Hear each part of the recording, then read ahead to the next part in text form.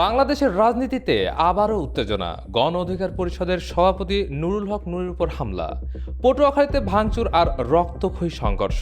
আর এই সবকিছুর পিছনে নাকি দায়ী এক আশীর্বাদের চিঠি। নুরুল হক নূর বলছেন, বিএনপির সহযোগিতা আজ অভিশাপে পরিণত হয়েছে।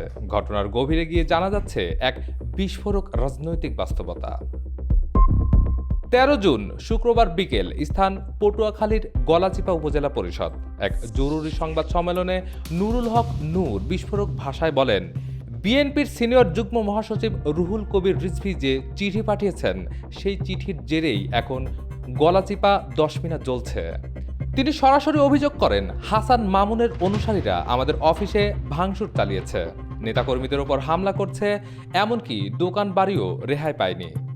তার দাবি, এই সংঘর্ষের সূত্রপাত ও আশীর্বাদের চিঠি থেকে, যেখানে বিএনপির পক্ষ থেকে তাকে সাংগঠনিকভাবে সহযোগিতা করতে বলা হয়। কিন্তু সহযোগিতা তো দূরের কথা, এটা যেন তার বিরুদ্ধে অস্ত্র হয়ে ফিরে এসেছে। নূর জানান, বিএনপি এখন উল্টো অভিযোগ করছে তাদের অফিস ভাঙচুর হয়েছে। তিনি পাল্টা প্রশ্ন ছুড়ে দেন, এত বড় দল বিএনপি, কার এত সাহস তাদের অফিসে হামলা চালায়? তিনি বলেন, আমাদের কর্মীদের উপর হামলা হয়েছে, আহত হয়েছে, এমনকি তাদের মোটরসাইকেলও ভাঙচুর করা হয়েছে। আর এখন তাদের বিরুদ্ধেই মামলা দেওয়া হচ্ছে, এটি সোজা অন্যায়। তিনি আরও বলেন, এই পরিস্থিতি সামাল দিতে না পারলে সামগ্রিকভাবে এটা বিএনপির জন্য অশনি সংকেত। বিক্ষোভ মিছিলে হামলার আশঙ্কায় প্রশাসন 144 ধারা জারি করেছে, যা নূরের ভাষায় সরকারি ব্যর্থতার প্রমাণ।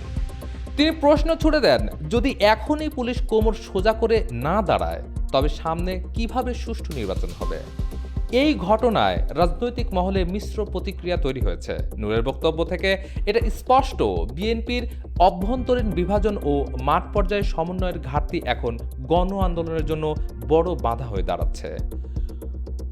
নূর আরও বলেন, আজ গলাচিপা দশমিনায় যা হচ্ছে তাই সারা দেশের প্রতিচ্ছবি।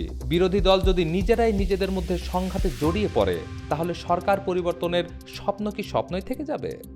তিনি পরোক্ষভাবে ইঙ্গিত দেন, আগামী নির্বাচনের আগে বিএনপিকে তাদের সাংগঠনিক দুর্বলতা কাটিয়ে উঠতে হবে, নইলে জন আন্দোলন পথ হারাবে। নূরের এই বক্তব্যে রাজনীতির অনেক অজানা দিক সামনে চলে এসেছে।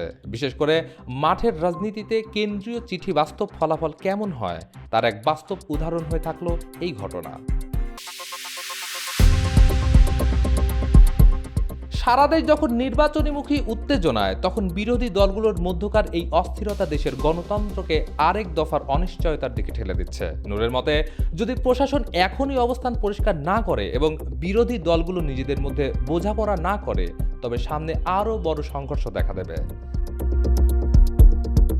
এখন দেখার বিষয়, এই অভিযোগ ও সংঘর্ষের ঘটনায় বিএনপি কিভাবে সাড়া দেয়, প্রশাসন কি ব্যবস্থা নেয় এবং রাজনৈতিক সমীকরণ কোন দিকে মোড় নেয়।